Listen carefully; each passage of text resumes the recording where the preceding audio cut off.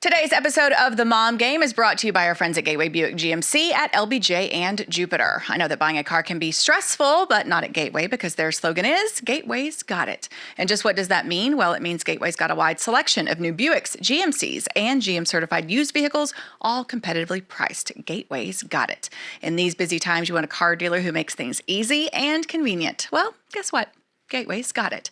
When you log on to gatewaybuickgmc.com, look for the Shop, Click, Drive button. This allows you to shop from the comfort of your home, and who doesn't want that? In fact, it's as easy as 1, 2, 3. 1, select your vehicle. 2, create your offer. 3, schedule your delivery. And on top of all this, Gateway Buick GMC offers complimentary car washes for life. So when you want a dealer who has it all, Gateway's got it. You can find them online at gatewaybuickgmc.com or shop in person at LBJ and Jupiter. GMC, we are professional grade. Experience the new Buick. You can take that car from Gateway Buick GMC and you can drive it to Golden Chick and get you some chicken. Right now, guests can get the Sweet Heat inspired hot honey sriracha sauce through September 1st. So not for much longer. So go get you some right now. It is coated atop Golden Chick favorites like those delicious crispy hand-breaded wings and the ever popular golden tenders for a fiery flavor experience. Golden Chick did something very cool for this. They went straight to the source. They asked their loyal brand followers what they wanted to see on social media. They didn't make the decision for them. They asked them, what do you guys want on your chicken? Over here at Golden Chick, and it was an overwhelming selection. The new hot honey sriracha was the one that they wanted to see. This Sweet Heat sauce was crowned the winner. It combines the bold flavors of garlic and red chili peppers with sweet honey, and that helps balance that spice. It's very important. You don't want it too spicy. You don't want it too sweet. You want it Sweet Heat, the perfect combination of both. They've also debuted the Sweet Heat combo with 3 delicious wings and 2 100% tenderloin tenders covered in the hot honey sriracha sauce and served with a fresh baked yeast roll, savory southern style side, and a 30-ounce beverage. Golden Chick has something for everybody, something for the whole family. Go get you some Golden Chick and tag us on social media when you do, and maybe we'll send you a big prize.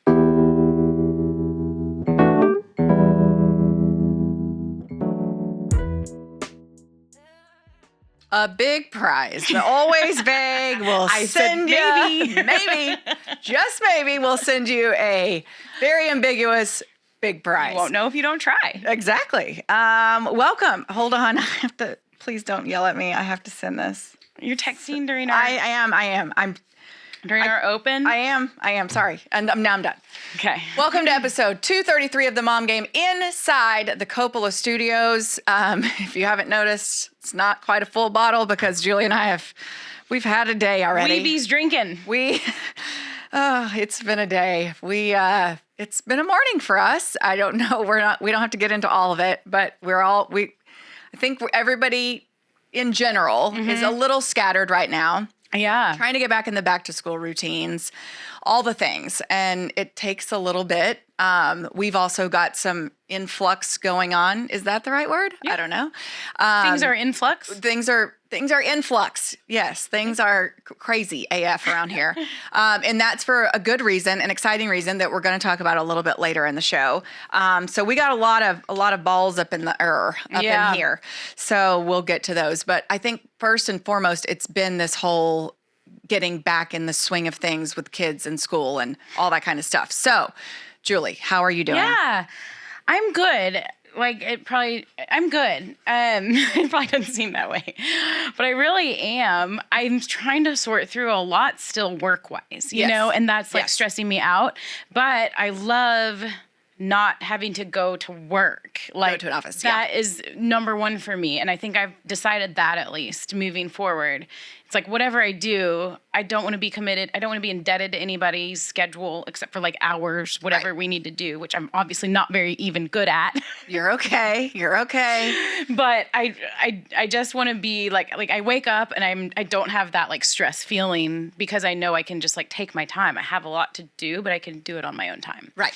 And so I feel like that's huge. And that's what I've kind of wanted for a long time. And You wanted the flexibility. Yes. And I thought I was there, and then the freak happened out of nowhere, and I was like, well, crap, I have to do this and at least give it a shot. Yeah. So that's good. And it's so good because you know how much I struggled not picking the kids up from school and being there until 7:00 essentially. And then all that. So just being there after school and like seeing the school pick up and taking them to activities, and all the activities are starting. They started last week. So getting to be there, and then by way of being at all of that, you get to talk to moms more and, you know, make plans and have more friends. And I think it was kind of isolating, like just not being in that circle. Yeah. So all that to say, I'm good. Besides like 1 month of like, I have 1 month till I have to figure out like work. But like you alluded to, like there's a lot of really good stuff in the pipeline, and I think it's going to be okay. I'm just trusting that it's going to be okay. And it's a hard place for you to be in. Yeah. Obviously. Like it's because you feel like it's unsettling, right? You have an unsettled feeling. And when I have an unsettled feeling, it does not bode well for anyone around me or myself. So I get it, and I know you're going through it, and I'll try to be here for you as much as I possibly can. But I think we all have that regardless. Like, so I have it right now. Like I'm getting, and we've talked about this, you know how like before I go on a long road trip or something, I get the anxiety. Now, my month of September is bananas. And so I'm having that to where I'm like, my kids' schedules now are so insane. Trying to juggle those for, you know, the last month of the baseball season is kind of daunting to me. But I've found that like if I can write shit down, if I can make a plan, if I can have a plan, if I can try to, and this is only me because I have very special, I'm just wired very specially.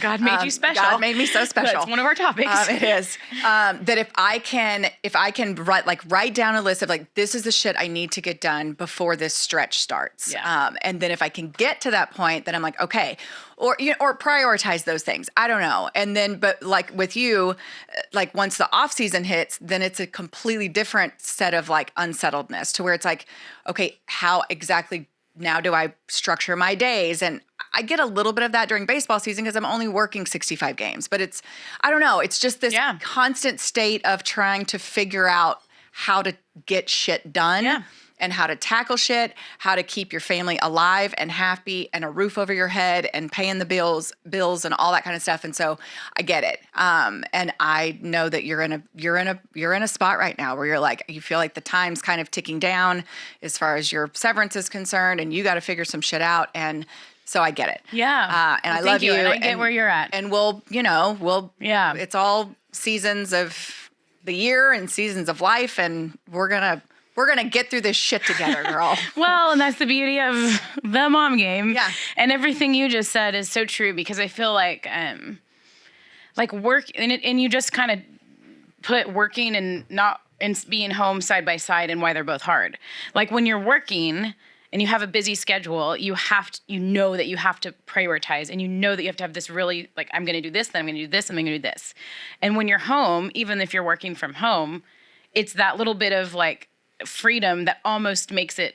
And I think maybe that's where a little bit more of, I guess at this point, yes, anxiety in me is coming in. Yeah. Because you wake up and you're like, I know the best thing for me is to like just go exercise. Yes. Well, first of all, you don't sleep much. Yeah. And then instead of exercising, you start working, or you start this, or you start that, and then you get on one thing, and then, we've talked about it. So I think both are hard. Yeah. And I think too, what's helped me, and obviously I'm a very special individual that is very structured and all that kind of stuff. And as people, my girlfriends tease me that, and then I'm borderline crazy and you're a robot or whatever. But to me, like you bring up the working out. Yeah. Like now with a new school routine, Henry's got to be out the door at he wants to leave at 6:12 so he can get to football early. So my whole goal, even if I'm not taking him, because Mike takes him a lot of the time, I take him sometimes. My goal is to get up make Henry breakfast, wake him up, go immediately and get on the Peloton, and then I am off in time and to get him out the door or take him to football. And so for me, that also translates. And listen, it's not like I'm doing this every single night. I've been good so far. We're like 10 days in, so whatever. But, I'm like, that makes me go to bed earlier. It makes me get sleep. I pop my early birds at around 9 p.m. And then, so when I wake up at 5, then I've gotten at least, 6-7 hours of sleep, which for me is a lot. Yeah. And so it just translates. I feel like when you back time it like that, and I'm also a person who cannot work out in the afternoon. Like if I don't work out first thing in the morning, it's not happening. Yeah. But I do know that if I don't, it totally F's with my entire psyche and my mood and how I treat everyone and how I treat myself and all that kind of stuff. And so I know not all people are wired that way, but I know you thrive on that too, when you can move your body and you feel good about yourself. And then it's just a ripple effect of, I got up early and now I feel good about myself. And now I have all this time to do all the shit that you've needs knocked to be that done. out. And you check, and it's, me and my checklist, like, it's like, okay, work out, make the bed, like little shit I can do to feel like I've accomplished something. So I'm not constantly, because I feel like sometimes when you have, I don't know, you're just like wandering around in circles and you're like, what do I do now? What do I do now? And it's like, once you feel like you start to check shit off your list, whether it's mentally or physically on a, planner, it makes you feel good and it makes you want to keep doing that. Yeah. No, and I need to. And I don't feel like that's just exclusive to people who are super OCD like me. I feel like that's with a lot of people. I think that is definitely what I need to do. And that's honestly for me, like that's my tennis too. And I love that it's scheduled and it's built in because I have to go, especially because you pay for it. Yeah. So like yesterday, I started doing this Monday drill and it's at lunchtime and it's so awesome. The pros are great. It's indoor. It's amazing. Okay. And so like yesterday, I had a million things going on. I was like, I don't care. I'm stopping down. I'm going. Yeah. And then I just felt so good after that. Yes. So anyway, that's why I kind of try to prioritize tennis when I can. Now you walk a fine line too, because there's tennis available to you like every day and you still have a lot to do. So I'm excited about working that back into the schedule. And I think that's a very real conversation with a lot of moms and a lot of people when you throw kids and work and everything into a pot and relationships and marriage and friends and in-laws and parents and all the variables that can affect you mentally. Yeah. It's important to figure out what works for you. Yeah. I think by this point, as many times we've talked about this, we need to get a freaking anxiety expert on the show. No kidding. Holler at us. If you are an anxiety expert. Yeah, if you're an anxiety expert. Okay, you put on here religion. Do we want to table that or? Well, it's not big or deep. Okay. So we got Ryder and Anna baptized. Oh, yay! Finally. I will have to tell Dr. Lance Marshall, our official spiritual advisor of the Mom Game. He will be so happy. Yes. Well, congratulations. Thank you. That's awesome. It was last Sunday.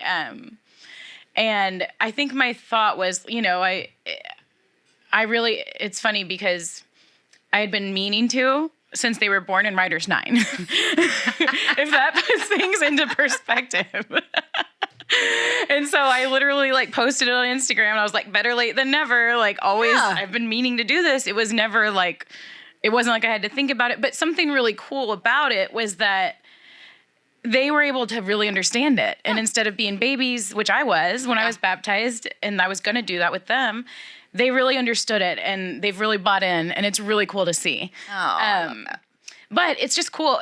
I think my thought was, it's a little bit of a obviously hot button topic, but I don't know. I feel like there's two sides or whatever, and I don't know how. I feel like it's almost trendy sometimes to be a realist. Religion. Yeah, just be a realist. Well, how does God exist? Or how does this? Or, whatever. It's very trendy And to bash it's trendy to bash and that's kind of religion. why I wrote that down, because it's a little weird to me that it's trendy to bash it. I'm not saying everyone can have their values and opinions.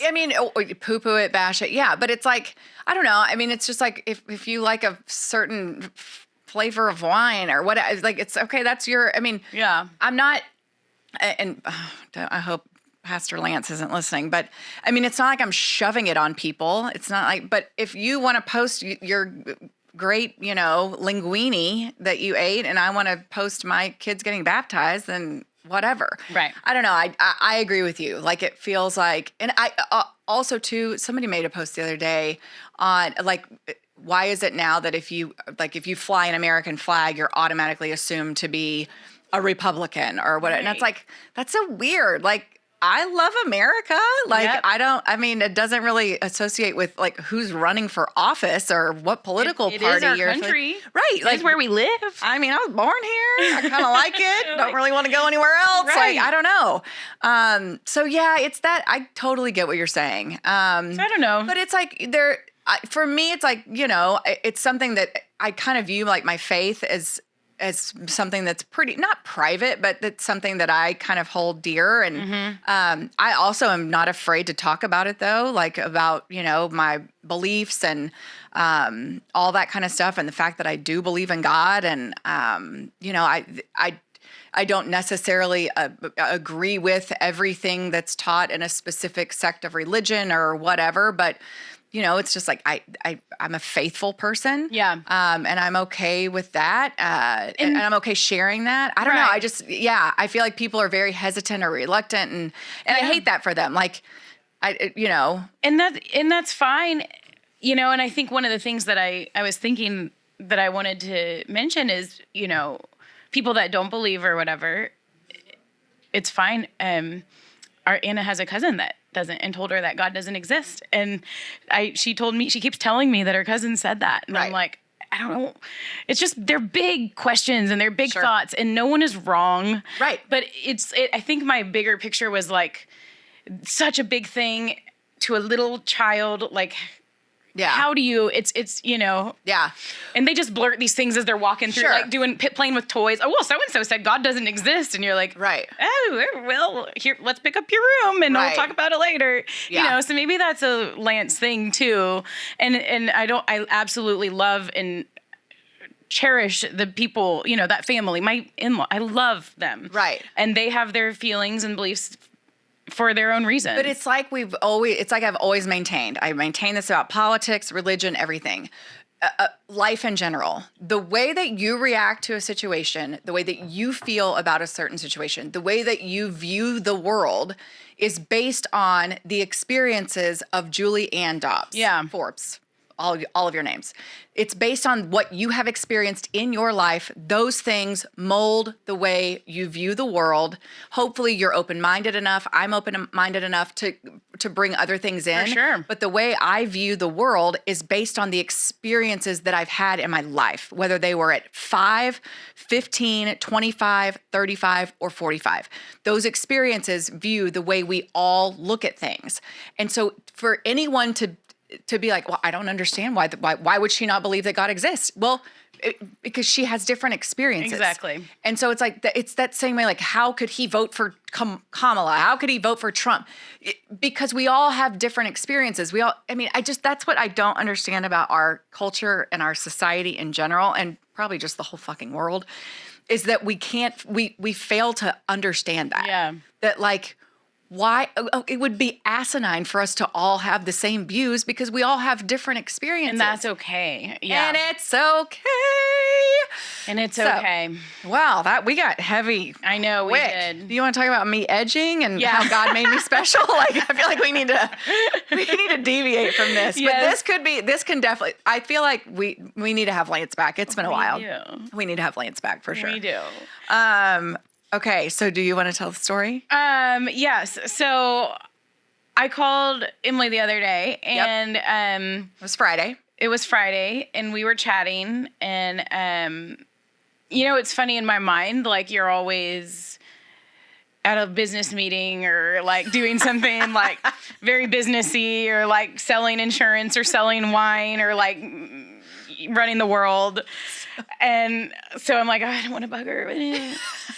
And then I called and you're like, yeah, like kind of like you're in the middle of doing something. I'm like, what are you doing? And you said that you were working on a new project that you came up with. I said you need to share this with everybody. You were working on edging or something. So, and we just had our edging replaced. So edging is what keeps like the grass from going into the flower beds. So it's like metal edging or whatever. So we had it replaced after, which is also a little borderline crazy because we've been in our house for about 18 months. Wait, what did you have replaced? The metal thing? The metal stuff that runs in between the grass and the flower beds. Okay. Okay. And so it just keeps the flower bed from like going into the grass. it keeps the grass from growing into the flower beds. Yeah. Because you wouldn't want that. Okay. Got to keep them separate. You wouldn't want that. And so I had it replaced because it was rusting really bad. And Because it rains. Lawnmower. And there's nothing you can do about that. I know. So what I'm going to do is I'm going to invent a new product for this purpose, because what is out there on the market is not cutting it. Does it need endorsers? Well, I don't know. I'm going to have to develop this available. because it doesn't exist. I know. Like, it's your new product. I'm already trying to land us a deal. Oh, here we go. Yes. I'm thinking forward I'm going to thinking. land a deal with the mom game and my new edging company. Yeah. So anyway, so they replaced it a month or two ago, and I noticed that there was some that were a little off. Like it wasn't all in line. The metal thing? So they I come don't even understand.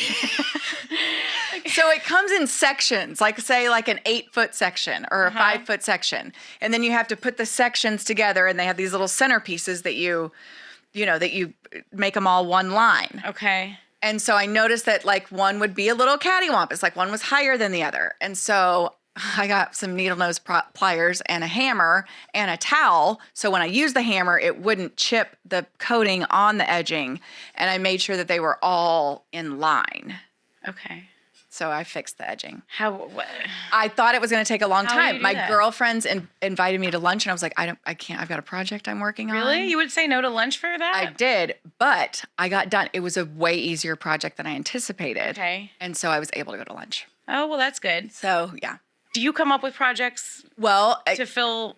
I don't come up with them. They come to me when I see things. Mm-hmm. So that was one of the projects that came to me. They come to me. Emily, help me.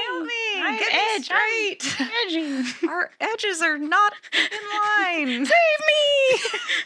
I know. So at some point, I'm I going don't know. into the flowers. I know. No. We're grass and we're running away. I don't know. Like this is. But it helps you. It does. It's therapeutic for me. Again, check it off my list. But like, this is why I probably should see someone very, very soon. Yeah. Because like, this is what happens when I'm alone with my thoughts and alone by myself at my house. Yeah. Like that's why I have my AirPods in constantly. I'm listening to things constantly. Yeah. I'm just constant, because I'm just like, if someone else is talking in my head, it's not me talking in my head.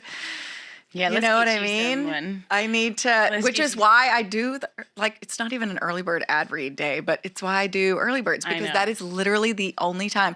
If I could take early birds like all day, it would be We need them to make daytime. magical.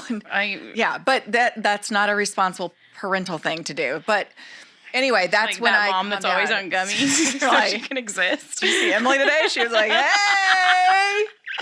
Feel so loose. Her lawn's like 4 feet tall. Yes. No projects for me. She hasn't edged in a while. There's weeds everywhere. The No house is a laundry's mess. getting done. So these are the kind of thoughts that I have in my head, because sometimes I'll be like making the bed. Like I do. I mean, every single morning I make the bed.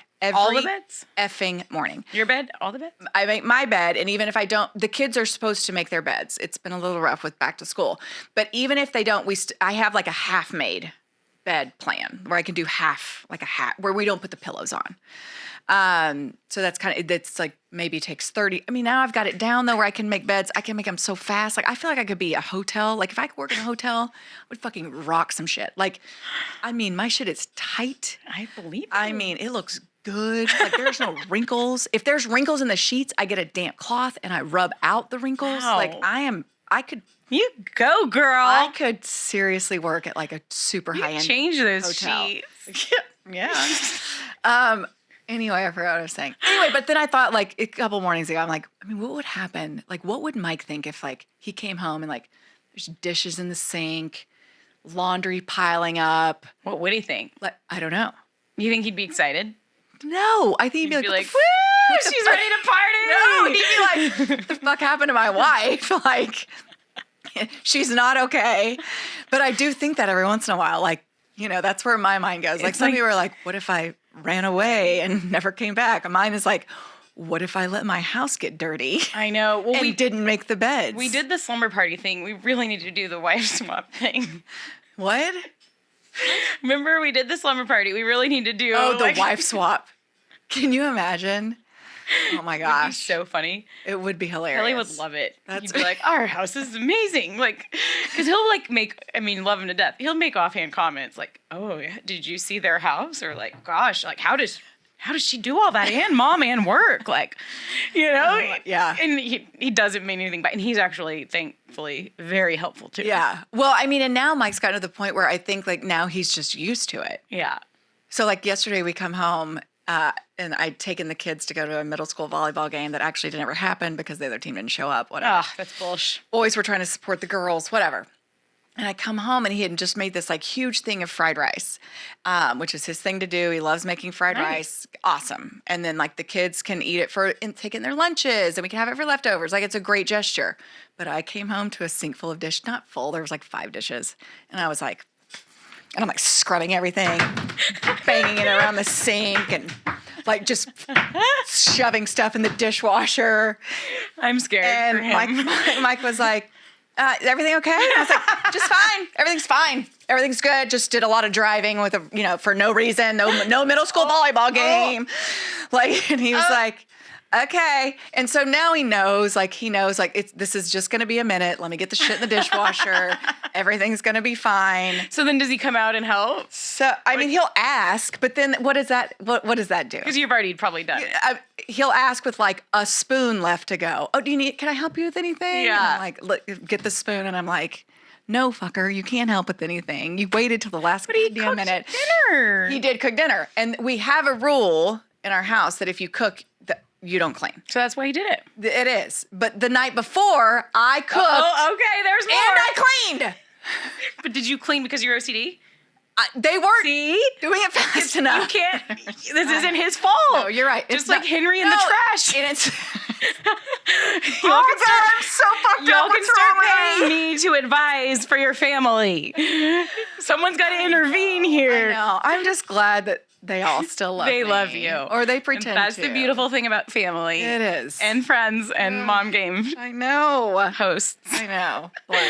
No, Okay. I saw that. Did you see that funny? I think I shared it on the mom game about like wives and how you'll just because I try to make About the trash. Jenga. Oh, Yes.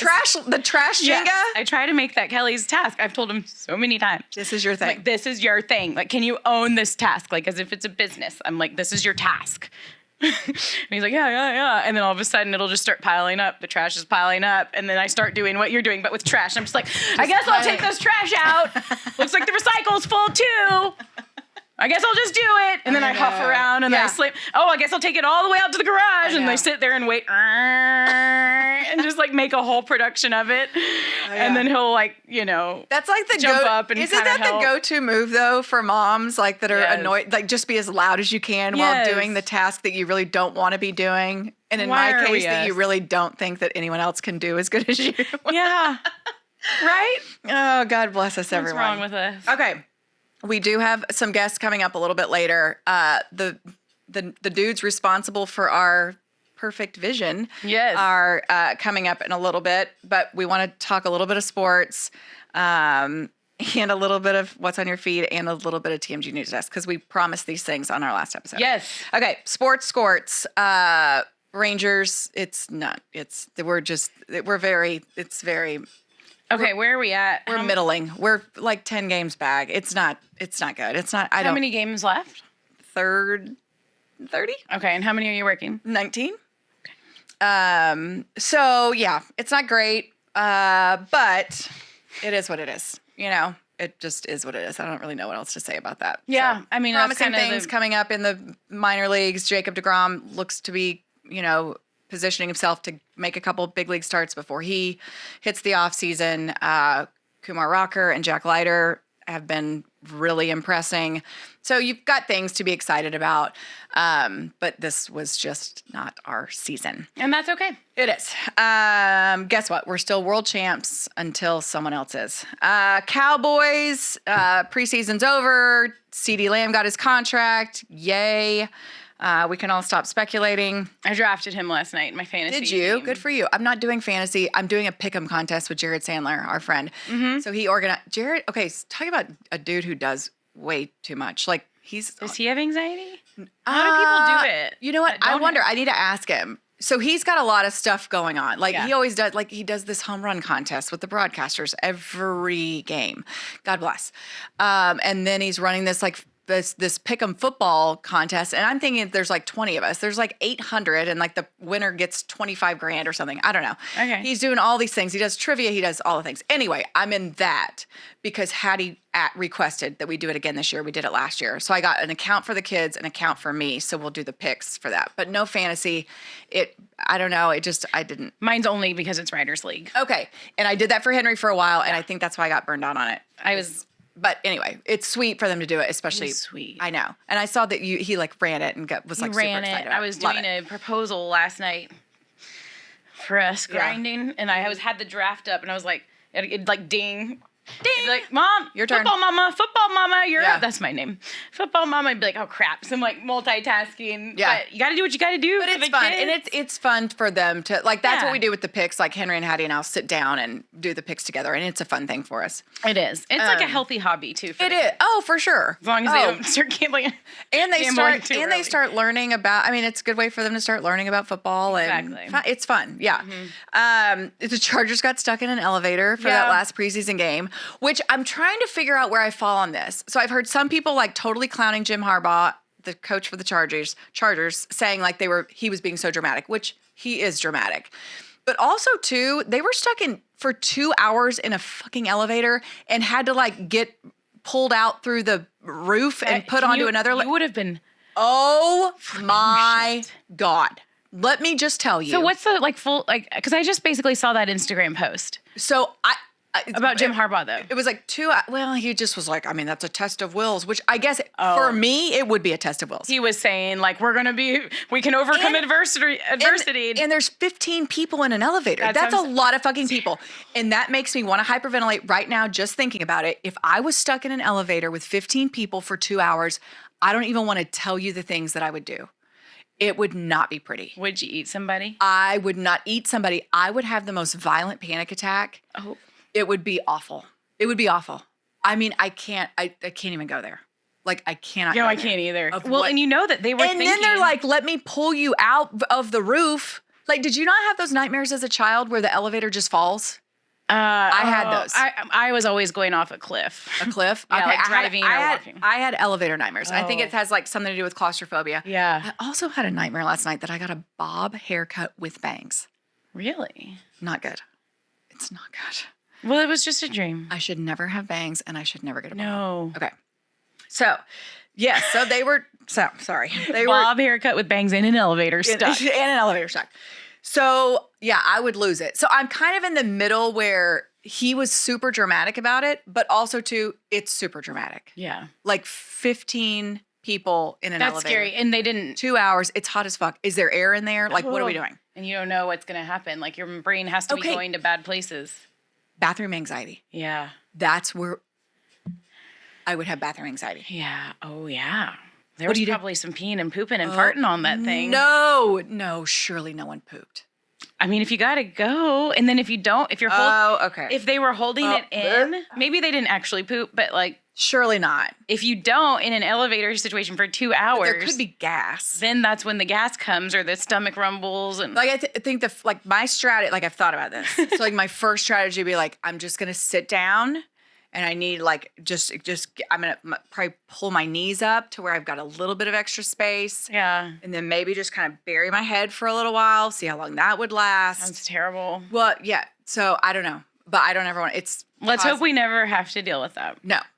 So anyway, crazy story. College football is back. Big upset in week 1, which was fun to watch. I'm so excited. College football is back. Yes, I'm so excited. We're going to the Tech Baylor game fun. in October. I can't wait. So yay for college football. Need to get locked in. Yes. Well, I think we all do. I mean, it just started, but still. Okay. What's on your feed? Couple things. I want to hear yours. Okay. And then I'll owe you mine for next week. I'll figure it out by then. Yes, because you didn't have any storage on your. I need to go to the T-Mobile store. Okay. So I downloaded the app, the Chat GPT app, but now I can't. Okay. So what you do is you take like 4 screenshots of your Instagram feed. and then you put it into chat. Oh shit, I lost it. Uh-oh. Oh hell. Explore. Well, where's my previous?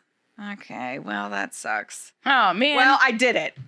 I guess And you read it and I it was guess funny? disappeared. Okay, yes. So basically what it was like is, so I uploaded 4 pictures and said into this Chat GPT app, which this is the first time I've ever used it. And I said, roast my Instagram feed. So it comes back with something about, oh, wow, you're really into sports, especially baseball. We get it. Why not mix in like a photo of some cooking or maybe a hike? No. It's like, fuck off. ChatGPT. Yeah, screw you.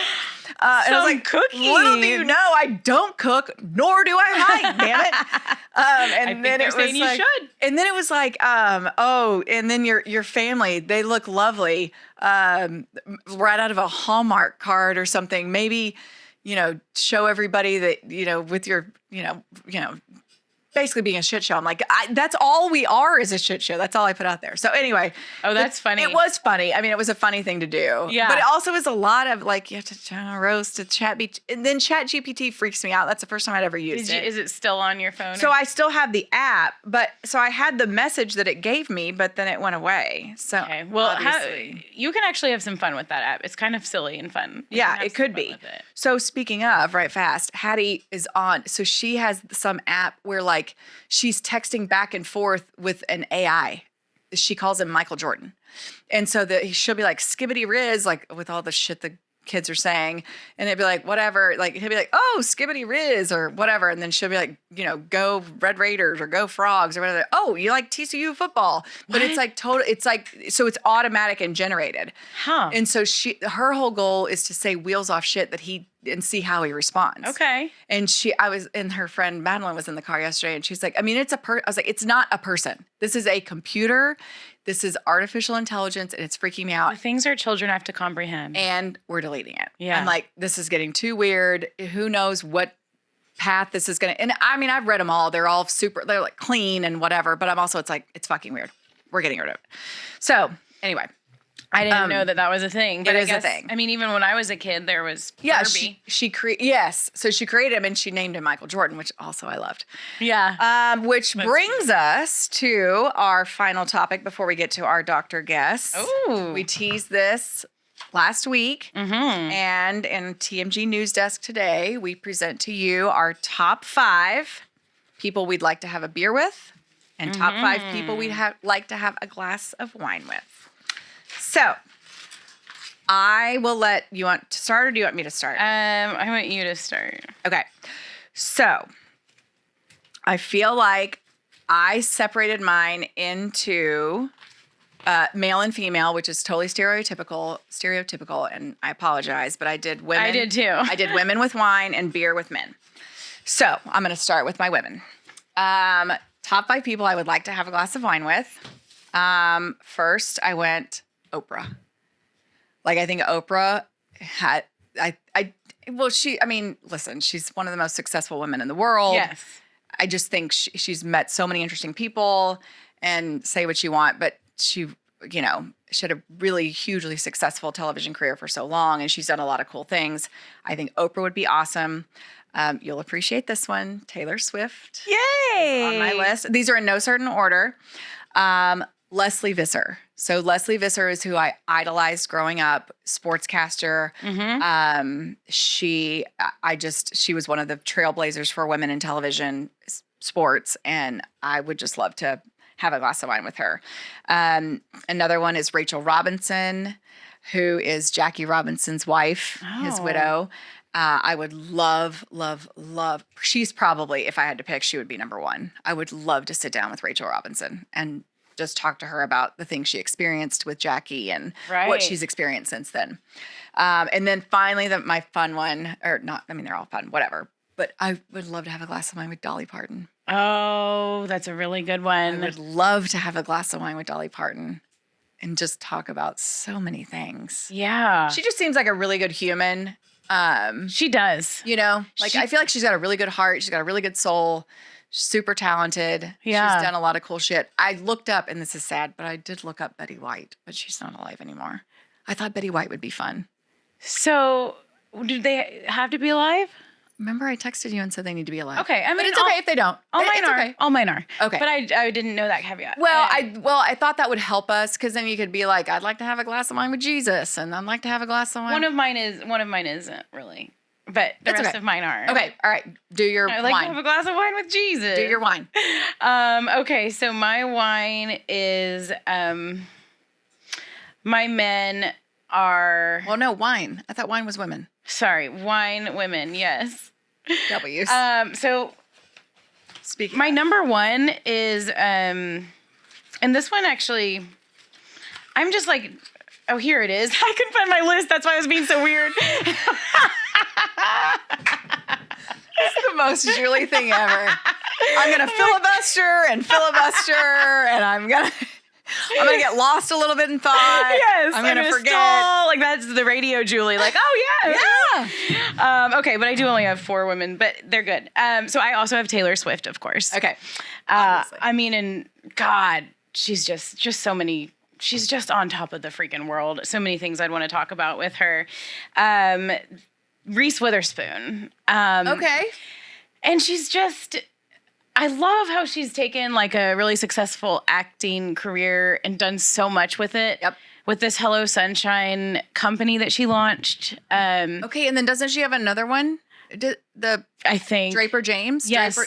Draper She's James, like the super, clothing yeah. line. And then the Hello Sunshine is like a production company, and they have podcasts, and they have they produce the morning show, that show. Oh, and I didn't know that. And they have like book clubs. Like the whole focus of Hello Sunshine is to put women in the forefront. And it's not like a hardcore like feminism thing, but it's like in Hollywood, it's just the men are always lead role, whatever. So I love that. And then I just think there'd be so many things we could talk to. She's like, She's a badass. she's a badass. Yeah. Sam Ponder, that's my sports person. And especially now. No shit. Like I've always followed her, and she's not that much older than me, so it's not like I've always like looked up to her or anything. But I mean, I have, but not like since I was a little girl or that kind of thing. But I've always just followed her and think she does such a good job, and she's a mom, and she like bam had 3 kids, and she's awesome. But now they just abruptly pulled her off. I know. ESPN. Did she ever make it? Did she Not ever that I've seen. Yeah. So I'd love to have a glass of wine with her. Wonder, and this is not, I mean, obviously speculation, but you wonder, like, if there's something brewing, if she hasn't come out and said anything publicly. Right. But whatever. Probably so. Yeah. Knowing her. Sam Ponder's a good one. I mean, one of the reasons I love her is that she's like a strong woman, and usually strong women don't let things like randomly happen to them and not try to stand up for themselves. So those are my women. Yeah. Wait, how many is that? I told you I only had 4. Oh, okay. So who was it? Reese Witherspoon, Taylor Swift, Sam Ponder, Jennifer Aniston. Oh, and Jennifer Aniston. You didn't say Jennifer Aniston. Oh, I didn't. Jennifer Aniston. Okay. This is how I drove here. This is why I was late. Like, you see me just trying to read a list. Imagine driving in weird places and having to get gas. I can't function very well. It's okay. Jennifer Aniston. Yeah. She's just a badass. She is. But don't you wonder though, like, why on earth has she not married? Has she not married? It's kind of one of the things I want to ask her over some wine. Okay. Like, is this your choice? Yes. Like I'm in on all this. Did she marry? She was married to Brad Pitt. She never married. I don't think she ever. Did she marry? I think they were married because I think it was like a big. Because the wedding Angelina that everyone Jolie thing? Celebrated. I don't remember. But yeah, I feel like she. Okay. Maybe I'm wrong. You could ask her. Maybe it was just a long. Maybe term. I'm wrong. No, we don't know. We don't know. That's the bottom line here. It's like anyone could ever. That's why we want to have a glass of wine with her. We're gonna be like, "Were you married? Were you ever married?" First of all, and then with the whole Matthew Perry thing, I know it's terrible. And then there's like weird stuff that's come out about that. But just being on like a show like Friends and how crazy that was, and I mean, she's so iconic. All of them are. And I think that's why they're on my list for having a beer with. Okay. And I picked these people as people that I could see as beer drinkers too. Like, I think when I was thinking about having a beer, I was thinking people that liked beer. I did men beer. Yeah. Women wine. Okay. George Strait is, he's my favorite country music artist, and he's just been around for so long, and I would love to have a beer with him. And make him sing to me. Okay. George W. Okay. Like, I think the conversation... He would have an O'Doul's. He would have an O'Doul's. He doesn't The drink. conversation we had with Josh Abbott, I think, inspired me and, like, hearing what you say. But he's just, I mean, can you imagine a president that, like, all the stories that he could tell, but then he also seems like someone that maybe you just want to hang out with, too? Yeah. Because there's obviously a lot of presidents you could put on the list. But alive ones, I think he's the one I'd want to, like, actually sit and visit with. Yeah. Matthew McConaughey. Okay. Because he's just such an interesting dude and kind of hot, or really hot, although he's getting older. And now he's a dad. And remember when I was trying real hard to get him on here? Yes. We need to try that again. Okay. Because he did a couple podcasts, like local Dallas podcasts, when he was trying to promote a book. So there's hope. But I just think he'd be a great, and especially like, you know, he's just got a lot not outside of just being a movie star, I feel like. And then this is my one that technically isn't alive, but the one that is a little deeper, I guess. But I would love to have a beer with Ryder as an older person. Okay. Like, I like Isn't that a weird, like, mind melt kind of thing to think about? It's not. And it's sweet. And you will. You I will. hope. But, I like, know. even older, like, we won't ever get to. What? We won't ever get to. Like, when our kids are really old, we're going to be gone. Okay. I know. He's going to be 21 and he can have a beer and you're only going to be like 50. I know. You're going to be fine. I know. Yes. But there's going to be a lot of their old person life that we don't get to see. So if this is a hypothetical where I can... Oh, I see. So you're talking anything. about old man Ryder. Yeah. Like Grandpa Ryder. Yeah. You want to have a beer with Grandpa Ryder. Like, I love that. Like, what's that going to be like? Oh, that's a sweet thought. I know. And also kind of depressing. We should move on from it. Let's do. Let's move right along. No, it's a very sweet thought. It is a sweet thought. Yeah. Okay, I know the perfect way to move on from it because the first two on mine, who have you learned about me are like two of my biggest like celebrity crushes. Oh, Kevin Costner. No. Oh. I mean, he's fine, but Justin Timberlake. and played the Super Bowl halftime show. Usher. Okay, so those are JT my and two. Usher. I mean, that's just in case there's sparks or anything like that. You won't know if you don't have a beer with them. Listen. So those are my two celebrity crushes are Usher and Justin Timberlake. And then, so I'm very shallow while you're going deep with like your old man son, whatever. I know, that was weird. I know. No, it wasn't weird. It was sweet. And then I'm just over here just being like, hey, Usher. Usher's hot. And so is Justin Timberlake. Okay. So the other ones I have, I just watched the documentary on Pete Rose. Would love to have a beer with Pete Rose. And then Ken Griffey Jr. Yeah. I would love to have a beer with Ken Griffey Jr. Like he is he's the guy that like, now I've been doing baseball for so long that I don't really get fazed by hardly anyone. Like I interviewed Hank Aaron one time and that was like Cool. bananas cool. But like Ken Griffey Jr. is like I told you, Henry dressed up as he wore it yesterday. Like he has a Griffey Jr. jersey, and he dressed up as Ken Griffey Jr. for Halloween. And I was like, oh, not a Ranger, but it's Ken Griffey Jr., so it's okay. And he liked it or something. And I was like, and I freaked out. I was like so excited. Well, everyone used to love him. My brother was obsessed with him. So Ken Griffey Jr.'s on there. And then when I was first starting out in sports broadcasting, people would always ask, like, who's your ultimate person you would love to interview? And at that time, it was the height of Michael Jordan. And so, I mean, oh, that's a good one. I should have put him. Like, come on. Yeah. And I think there is a high level of, narcissism there and whatever. If you've ever watched, did you watch his Hall of Fame speech? It's so cringy because basically he's just talking about how great he is. And it's like, no, you don't have to talk about it. Everyone knows, everyone knows you're so great. Like, and don't people know by now, that no one likes that? Just don't, I don't know. And it's almost like, anyway, still, nonetheless, he was always the one. Like, if I could interview one dude, I would love to sit down and interview. Yep. Michael his Jordan jersey's still all over Shields. Oh my gosh. I got Ryder one, the UNC one. Hattie just named her AI. Exactly. And when you're that famous, kids, generations she's and 11. generations. Yes. And she named her chatbot Michael Jordan, which he's dying today because that app's getting deleted. Dying chatbots. That's episode title. There we go. Writing it down. Dying chatbots. Dying chatbots. Dying chatbots. Yeah. So, okay. How we feeling? Good. Better than when we started today? Yes. Okay. Same. And hopefully, I don't know, hopefully when people listen to us work through our shit, it helps Just them know work you're through rolling their in shit. hot on our like real life shit. Exactly. Like, just know. Just know. We don't, we can't fake shit. We don't, yeah. It's real. God bless us. That's why people like, we're obsessed with the real world and road rules. Maybe we're our own reality show. Road rules. First of all, how terrifying would that be to like, I thought about that. What? Obviously, I thought about a lot of things. But like, because I watch The Real Housewives. So I'm currently watching The Real Housewives of Orange County, which is a fucking disaster. Yeah. And I'm like, these are grown ass women. Like, they cannot be proud of this. Whatever. But then I thought, if someone followed me around in my life every day. Never let them. I don't care how much it costs. No shit. Like, can you imagine if your life was a reality TV show and there's like just camera crews capturing everything? No. Sounds fucking miserable. Yep.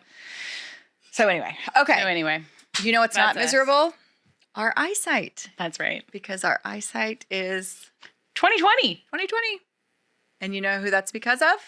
Tylock, George Eye Care, and these wonderful doctors that joined us on this very show. And we are so excited to have a couple of brilliant doctors from Tylock George Eye Care in our studio today.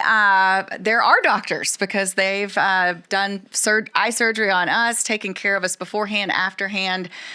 Julia and I both. We've got Dr. Nasser and Dr. Vo, and we've gotten to know you guys over the last several months leading up to our eye surgeries and after, of course. And so, first of all, thank you all for being with us. I think our surgeries have caused prompted a lot of questions from people. So we thought, what better way to answer those questions than to bring in the experts?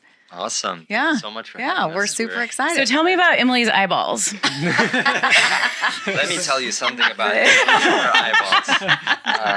She is very the unique. best eyeballs ever.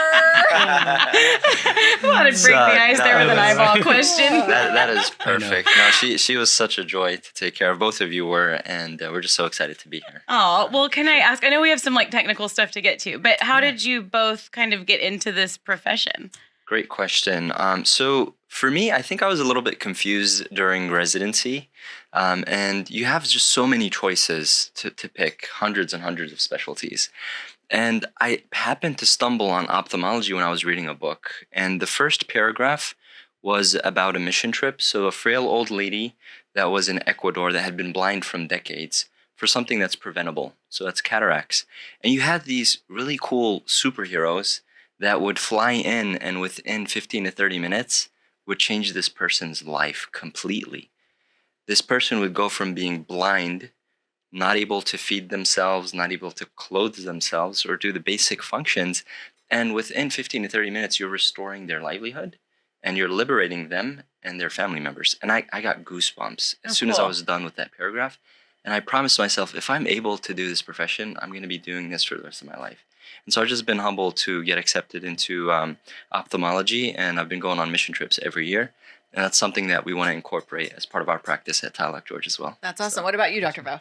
Well, just have a little bit simpler story. Pretty much it's just we growing up in the Asian family. It's just, you just have to be doctors or lawyers. So it's like, I don't know which one. Seriously. Yeah, exactly. No, I'm to be sure, so, and we just kind of like going to the choices. And I remember my high school teacher is just like, well, have you ever considered being like, an optometrist, And I'm like, oh, what's an optometrist? I don't even know that word, you know? So, and she break it down like, oh, it's an eye doctor, So they are in medical field, so it's just kind of something aligned with your choice too, So I look into it and I really like the option, the lifestyle and everything.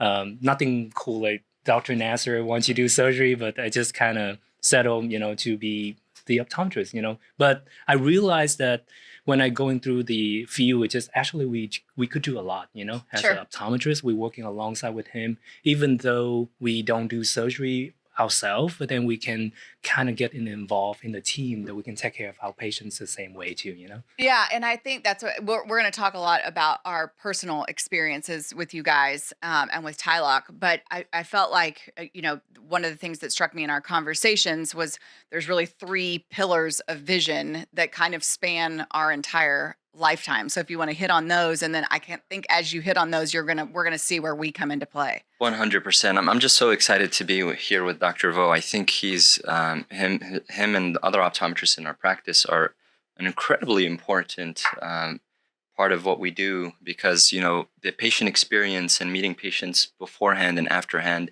is incredibly important. So for sure, that's something that's very vital. Now, when we're talking to our patients, I like to simplify it, and usually there are three pillars. We call them milestones as well. Typically, the first milestone is ocular maturity. Some people think there are four, so it's like a baby eye that's growing until you get to ocular maturity. That's usually in your 20s and 30s.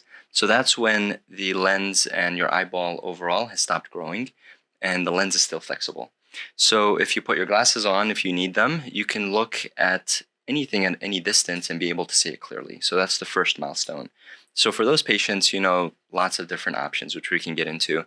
Then as you're growing, the lens becomes less and less flexible, and you enter into the second milestone, which is called presbyopia. And that's where, if you have family members or if you're experiencing it, like you did, Emily, you started to lose the ability to see things up close, and you would have to push things further and further away from you until you lost real estate, and you had to put a pair of readers on. So things to look forward to, Julie. And then you finally get into your third milestone, which is when that lens just keeps progressing, and now it's not only inflexible, so it's not flexible anymore, it also becomes cloudy and opaque, and that's called a cataract, which we can remove with surgery. Pretty similar to what you had as well. But you decided to be very proactive and not wait until you get a cataract. Sure. Yeah, and I actually had my LASIK done by Dr. Tylock 17 years ago, and I honestly thought, and I had heard they were like, this will only last a certain amount of time. Mine lasted, I think, 15 years, which I felt like was a really good marker. I feel like a lot of people, it was like 10. They told me 10 years or so it could wear off, and so I made it 15, and I kind of thought, well, that's it. I mean, I'm done. I'm just going to live with readers or no line bifocals the rest of my life, until I met you guys, and then you were like, no, there's absolutely an alternative, to wearing those no line bifocals and the readers. And Julie, on the other hand, spring chicken over here, she's still young and hasn't yet even had LASIK, and meanwhile I've already had it and worn off. And so I think a lot of people don't know that there are a number of options, it's not just LASIK anymore. Exactly. Yeah. Yeah, and I totally agree. It's one thing we really want to stress to everyone in public is, treat yourself with amazing vision. There's always an option. Regardless, I think one common misconception is, I'm not at that age, or I'm not a candidate. There's almost always an option for you to be free and live free, because patients, just like you mentioned, just get LASIK. They're like, okay, I can't get any more eye surgery, or you know what, I'll have to wait until I'm 70 or 80 before I get cataract surgery. You want to invest in your time and actually make that decision earlier, so that you can enjoy lots of more years with this newfound freedom that you have. So what are all the different procedures that you guys can do at your office? Yeah.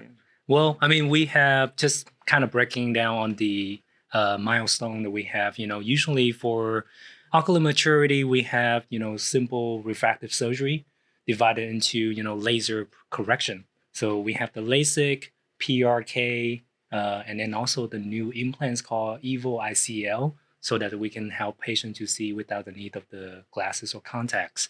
And when we go into the second milestone, which is the presbyopia, that's what Miss Emily have. She have the harder to reading up close. So now we kind of giving her option, like, do you want to getting enhancement for your LASIK, or we going straight to getting the custom lens replacement, which is the almost similar to the early cataract surgery. So with that part, we pretty much just replacing with the newest implants. It's called intraocular lens, and we replacing it. And then the design of the implants will allow her to see far away, intermediate, up close. I mean, she just had surgery. The next day, she already seen 20/15. 20/20. Yeah, 2015, Yeah. We measured an actual life, just kind of prove that we are that good. So she see everything perfectly. Only thing is just, with the custom lens replacement or the early cataract surgery, we have to do one eye at a time. Yeah. Sometimes we make the exception. We do both eyes, especially in Europe. They're kind of getting more popular that way, and they're just doing both eyes on the same day. But we just want to take it slow for Miss Emily, so we do one eye at a time. Yeah. Yes. But she recovers very quickly. Yeah. So. Yeah. And I thought it was. So I just had a conversation this morning. I was on a call, and this got brought up, and they were like, "Oh, I can't do it. I've got astigmatism," and I was like, "No. You there. I guarantee you, there's something." So it's worth exploring. And you don't realize, like, I had gotten so reliant on my readers, but then I could see far away. And so I'd have my computer here, and then I'd stop to check my phone. I'm like, oh, I need my readers. And then I'd go back to my computer. I'm like, oh, I don't need my readers. Like, I was so tired of that and keeping up with them and all that kind of stuff. And so I feel like there's a lot of people, like I said, that were like me, who think like, well, I'm just stuck with this because I'm old. And, I'm going to have to fight through it until it's time to have cataract surgery. And so now I'm, like you said, early cataract, I'm preventing doing that later on in life, right? Exactly. 100%. You will never have the cataracts for the rest of your life. Yeah. It's so awesome. I'm so ahead of the game. I know. Yes. When do y'all usually see people needing the cataract surgery? Like what age? Yeah. Typically, it starts on average, in the 50s. Is it like 50s. almost like what percentage of people do you think? Is it almost everyone? Almost everyone will end up with a cataract if they live long enough. Wow. Okay. It's a universal thing. It's an aging phenomenon. So just like with our hair turning gray and our skin changes, the lens starts to opacify and become a cataract. And so if you're as proactive as Emily, you can enjoy such an awesome and incredible experience. And honestly, it reminds me of a really cool story where a patient that was really young, in their mid to late 30s, that just had a very thick pair of glasses, and he was a Boeing airplane inspector. And the glasses just got in the way of everything. And with a clear lens replacement, he was able to dramatically change his lifestyle and even got a promotion in his job. And so there is always an option. And you don't necessarily have to wait until you get cataract to enjoy the new lifestyle. And then I think too, you think like eye surgery, like there's a lot of downtime, there's a lot of buildup. Like they're other than taking that disgusting medicine that makes you feel really good, not gonna lie, gives you the giggles a little bit. That was the worst part about the whole thing, was just that medicine. You didn't have to take it. Mine was different than yours. I took a Valium. We had to give it. I know. They knew what they were dealing with. Get stronger. And we won't share exactly what Emily was saying. Just kidding. Yeah. And then the recovery, like you said, like you wear the patch for 24 hours. We go back to the office. You take it off. You take a look at everything to make sure everything's healing nicely. And then it's like, no makeup for a week, no rubbing the eyes for a week. And it really was it's pretty simple. And it's crazy as you think about your eyeball being cut open, Yeah, the downtime is very minimal in what we do. I can say myself, as a busy surgeon, I had LASIK myself a couple of years ago, and I had to go to a conference the next day. Can you imagine? And, being a surgeon and treating patients, I was very confident in the safety profile of LASIK and really believe in the technology that I offer. But to actually go through it added a whole layer of appreciation. And the next day, I was seeing 20/20 even better, and I went to a 3-day conference the next day and was able to do everything as if I didn't have anything done. So with the new technology that we have access to, and at Tylock George, we certainly have the latest and greatest, we're able to offer patients that with minimal downtime. How was your experience like, Julie? It was great. Yeah. And LASIK is something I'd been thinking about for so long, because I feel like I was a really good candidate for it because I couldn't see distance, and I had to wear glasses to drive at night, and that is really annoying. It's like you have to judge where you're going, when you're going to be in your car, and if the sun's going to go down, and make sure you have your glasses handy, and if you don't, it's like, it was very dangerous for me. But it took me a while to actually get it done. And I was so happy the way it worked out, where we connected and we were able to all work together and then get Emily in on it too. But it just, y'all say it's life-changing, and it really is life-changing. And I think about it every single day because I'll go through the motions of something and I'll be like, where's I don't need my glasses, Yeah.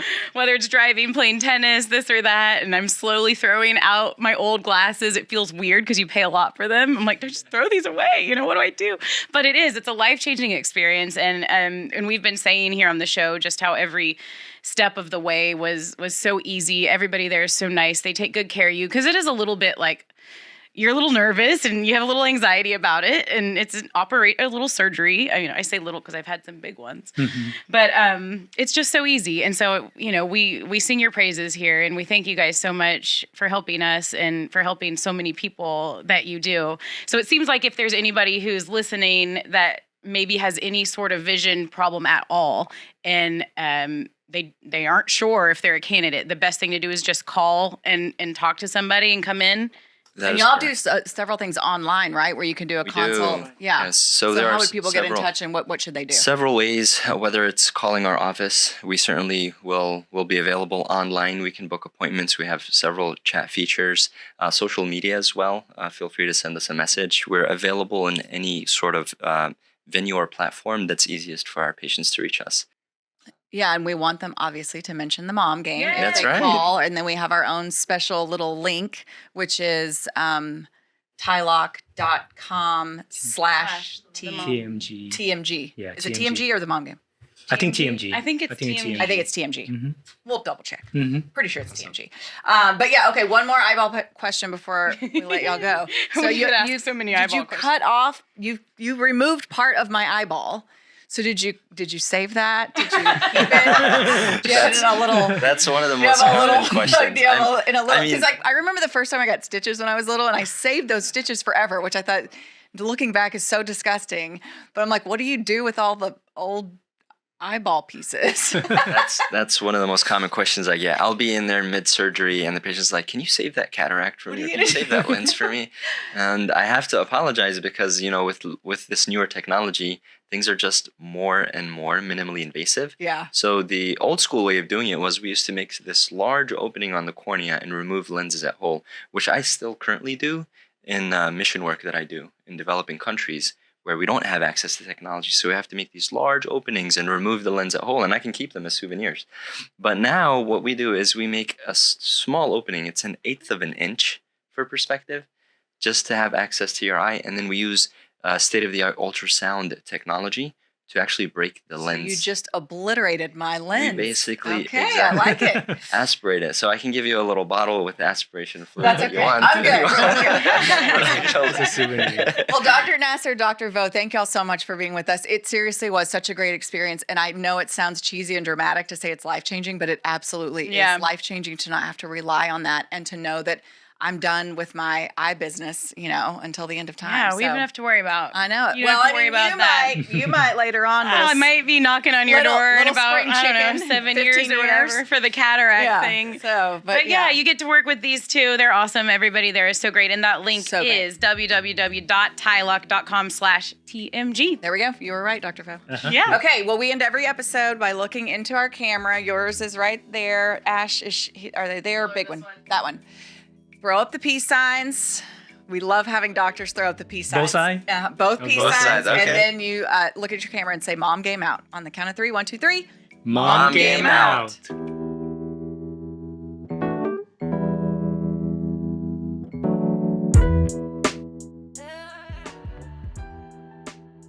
The Mom Game is proud to partner with local Geico offices, Victoria Elliott, proudly serving your local community.